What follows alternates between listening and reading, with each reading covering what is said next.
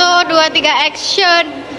Assalamualaikum warahmatullahi wabarakatuh. Kami dari kelompok 1. Hari ini kita akan membahas mengenai antropometri dalam ergonomi dan mengkaji dengan beberapa objek yang ada di video kita. Sebelum itu, izinkan kita perkenalkan diri lebih dahulu. Saya Yesa Amanda dengan NIM akhir 286. Saya Elizabeth Pinkan dengan akhir 285. Saya Wikwajitama dengan NIM akhir 78. Saya Rasya Ramadan dengan NIM akhir 254. Video ini kami tujukan untuk tugas mata kuliah Ergonomika. Selamat menyaksikan. Berdasarkan hasil pengukuran, kursi di halte ini memiliki tinggi dudukan 30 cm dengan kedalaman dudukan dari depan ke belakang adalah 34 cm dan panjang keseluruhannya 300 cm. Untuk menganalisisnya digunakan presentil 5 dan juga presentil 95. P5 menggambarkan kelompok pengguna ukuran tubuh kecil, sedangkan P95 menggambarkan kelompok dengan ukuran tubuh besar. P5 digunakan pada tinggi dan juga kedalaman kursi, karena ukurannya tidak boleh terlalu besar. Jika kursi dibuat berdasarkan pengguna yang tinggi, pengguna yang lebih pendek akan kesulitan untuk menampakkan kakinya. Sebaliknya, P95 digunakan untuk lebar ruang duduk, agar pengguna dengan tubuh yang lebih besar tetap memperoleh tempat duduk yang cukup. Karena halte banyak digunakan oleh lansia dan pekerja, tinggi kursi menggunakan tinggi popliteal P5 lansia perempuan. Tinggi popliteal ini adalah jarak dari lantai sampai dengan lipatan bawah lutut ketika duduk. Lansia perempuan dipilih karena mewakili pengguna dengan ukuran kaki yang lebih pendek. Berdasarkan data lansia di Indonesia, rata-rata tinggi popliteal lansia perempuan adalah 41,72 cm dengan standar deviasi 2,87 cm. Nilai P5 dihitung menggunakan nilai Z yaitu min 1,645, perhitungannya adalah 41,72 min 1,645 dikali dengan 2,87 sehingga memperoleh hasil sekitar 37,01 cm. Jadi ukuran tubuh yang digunakan sebagai patokan desain P5 adalah sebesar 37,01 cm. Selanjutnya, ukuran tersebut ditambah toleransi alas kaki sebesar 2,5 sampai dengan 4 cm. Hasilnya adalah 39,51 sampai dengan 41,01 cm. Dengan demikian, tinggi dudukan yang direkomendasikan adalah sekitar 40 sampai dengan 41 cm. Dibandingkan tinggi kursi yang sekarang yang hanya 30 cm, kursi ini jauh lebih rendah sekitar 10 cm. Kursi yang terlalu rendah dapat membuat lutut dan pinggul menekuk terlalu dalam. Pengguna juga membutuhkan tenaga yang lebih besar ketika berdiri. Kondisi ini dapat menimbulkan rasa yang tidak nyaman, terutama bagi pengguna lansia. Kedalaman dudukan saat ini adalah 34 cm. Patokannya adalah panjang pantat sampai lipatan lutut dengan menggunakan P5 agar dudukan tidak terlalu panjang bagi pengguna dengan tubuh yang lebih kecil. Data P5 lansia menunjukkan 38,24 cm. Artinya, kedalaman kursi sekarang masih lebih pendek sekitar 4 cm sehingga paha belum tertopang dengan baik. Kedalamannya dapat ditambah menjadi sekitar 36 sampai 38 cm. Untuk menentukan ruang duduk per orang digunakan lebar pinggul P95 pada lansia laki-laki agar pengguna bertubuh lebih besar tetap muat. Rata-ratanya adalah 38,06 cm dengan standar deviasinya adalah 4,62 cm. Perhitungannya adalah 38,06 ditambahkan dengan 1,645 yang kemudian dikalikan dengan 4,62 sehingga diperoleh hasil P95 sebesar 45,66 cm. Setelah ditambahkan kelonggaran pakaian dan juga ruang gerak sebesar 3 cm, kebutuhan ruang menjadi sekitar 49 cm per orangnya. Nah, di sini panjang kursinya adalah 300 cm. Dibagi 49, maka akan menghasilkan 6,12. Jadi, kapasitas yang lebih nyaman adalah untuk satu kursi halte itu ditempati oleh 6 orang. Ini artinya kursi halte tersebut belum ergonomis karena masih terlalu rendah dan kedalaman kursinya juga masih kurang luas. Perbaikannya adalah dengan menaikkan dudukan kursi menjadi 40 sampai dengan 40 cm dan menambahkan kedalaman menjadi sekitar 36 sampai dengan 38 cm serta menyediakan pegangan tangan dan memperbaiki permukaan kursi yang sekarang keras serta sudah berkarat. Halo semuanya, saya Wiko Ajitama, mahasiswa psikologi Universitas Merdeka Malang. Pada video kali ini, saya melakukan analisis ergonomi berbasis antropometri yang berfokus pada suatu objek fasilitas umum, yaitu meja pengunjung Indomaret.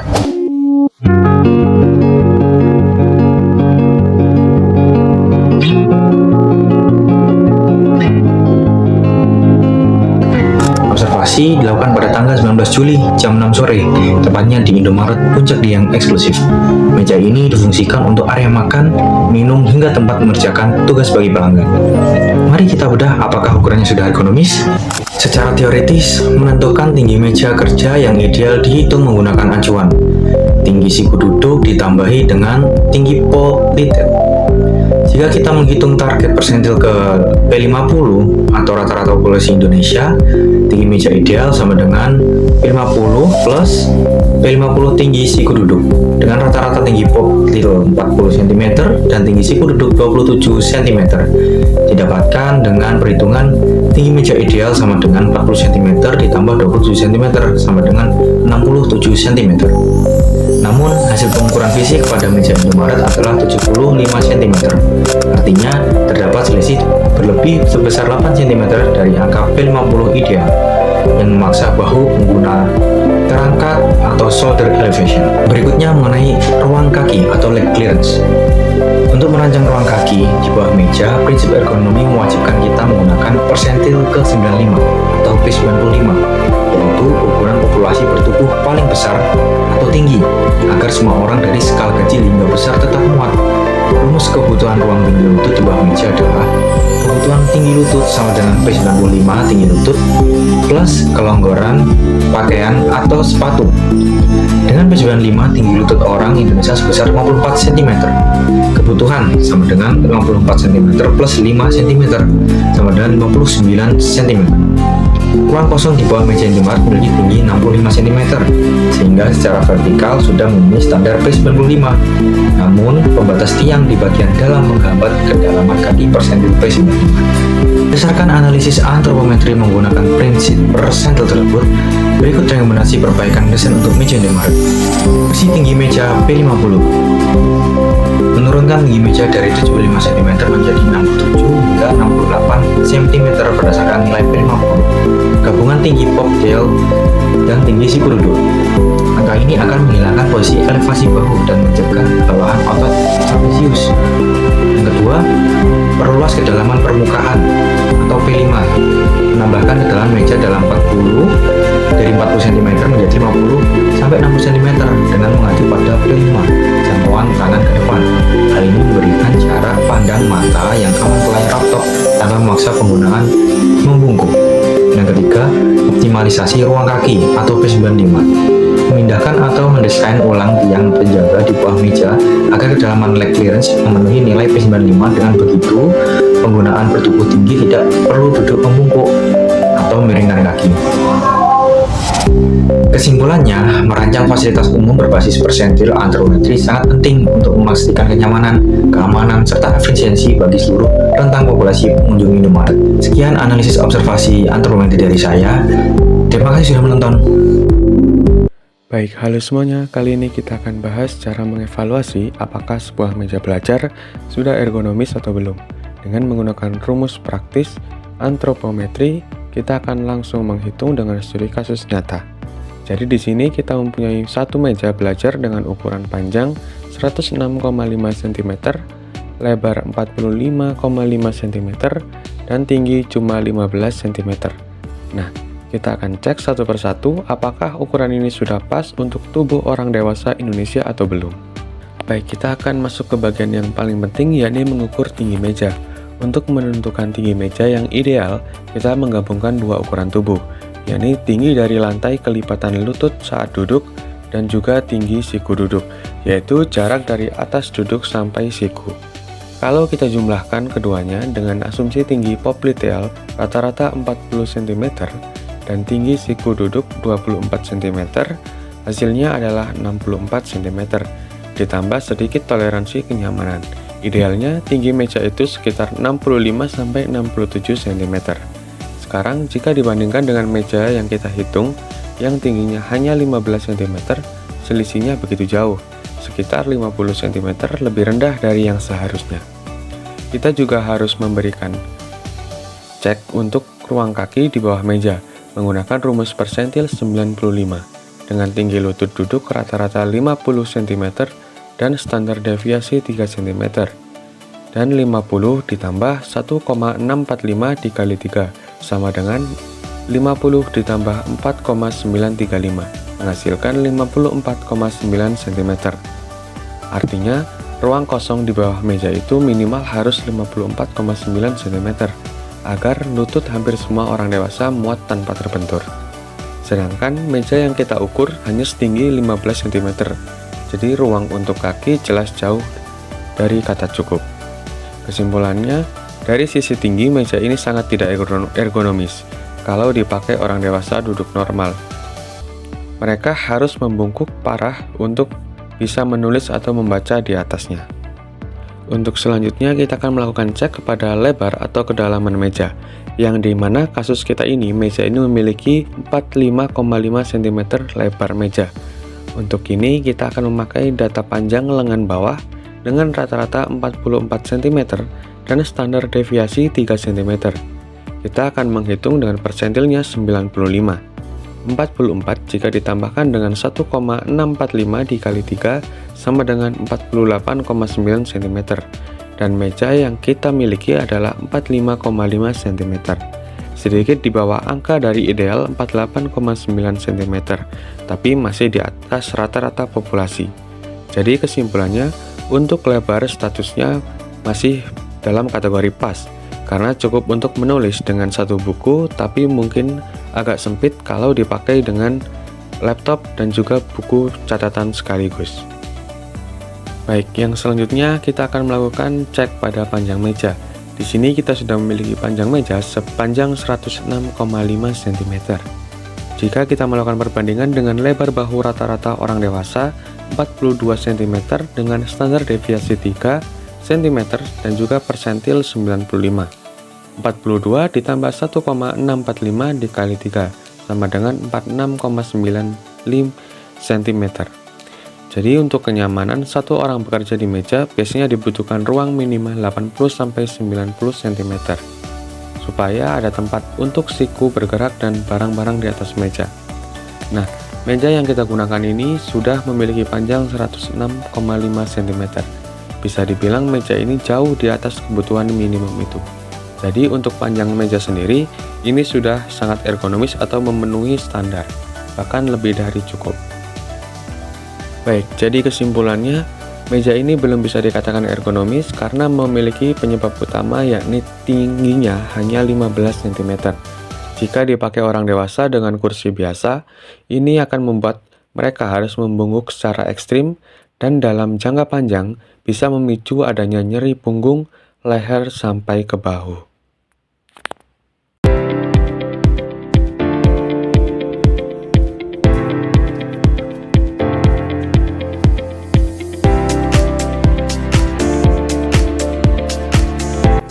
Kita mungkin menggunakan tangga setiap hari tanpa menyadari bahwa perbedaan beberapa sentimeter dapat mempengaruhi kenyamanan dan keselamatan. Apakah tangga di kos putri ini sudah sesuai dengan dimensi tubuh penggunanya?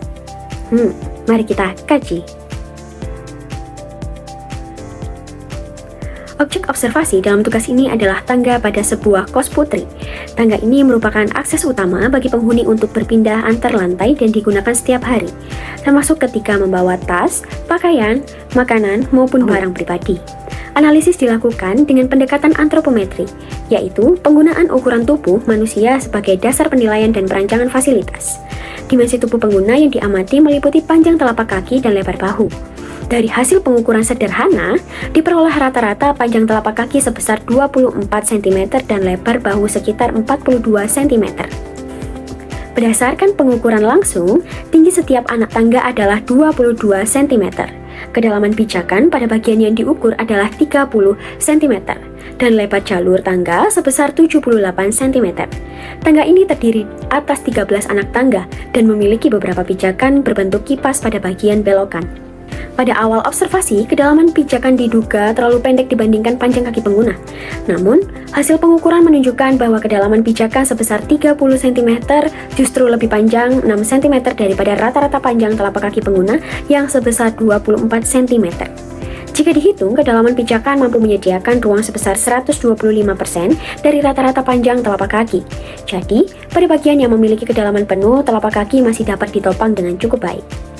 Meskipun demikian, karena tangga berbelok, beberapa pijakan menyempit pada sisi dalam.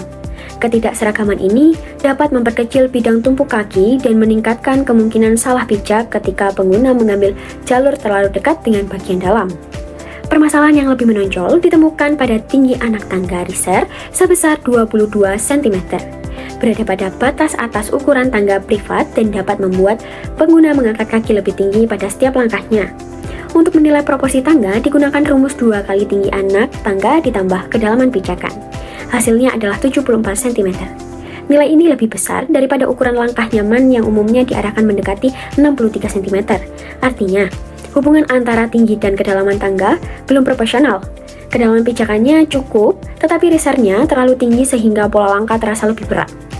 Lebar jalur tangga adalah 78 cm, sedangkan lebar bahu pengguna sekitar 42 cm. Untuk satu pengguna, masih tersisa ruang total sekitar 36 cm. Oleh karena itu, satu orang masih dapat menggunakan tangga. Namun, dua pengguna membutuhkan ruang bahu sekitar 84 cm. Nilai tersebut lebih besar 6 cm daripada lebar tangga. Kondisi ini menyebabkan dua orang sulit berpapasan tanpa memiringkan badan atau menunggu salah satu pengguna lewat. Dalam perancangan antropometri, penggunaan nilai rata-rata saja belum selalu cukup. Untuk dimensi yang berkaitan dengan kebutuhan ruang, dapat digunakan persentil ke-95 agar pengguna dengan ukuran tubuh lebih besar tetap terakomodasi. Rumus persentil ke-95 adalah rata-rata ditambah 1,645 kali standar deviasi. Namun, karena pengamatan ini baru memiliki data rata-rata dan belum memiliki standar deviasi dari seluruh penghuni, nilai persentil aktual belum dapat dihitung. Oleh karena itu, data rata-rata lokal digunakan sebagai analisis awal, sedangkan pengukuran seluruh penghuni direkomendasikan untuk penelitian lanjutan. Agar lebih ekonomis, kedalaman pijakan 30 cm dapat dipertahankan, sedangkan tinggi anak tangga disarankan menjadi sekitar 16,5 hingga 17 cm. Berdasarkan tinggi total perkiraan 286 cm, tangga dapat dibagi menjadi sekitar 17 riser dengan tinggi masing-masing 16,8 cm.